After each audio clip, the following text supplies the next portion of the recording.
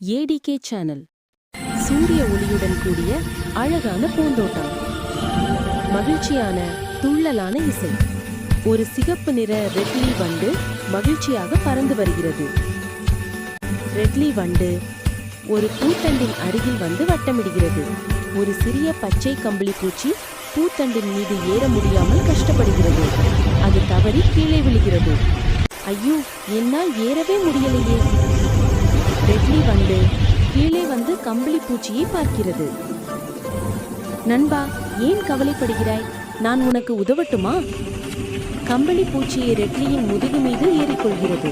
Ridley வண்டு வேகமாக கம்பளி பூச்சியை தூக்கிக் கொண்டு பூவின் உச்சிக்கு பறந்து செல்கிறது.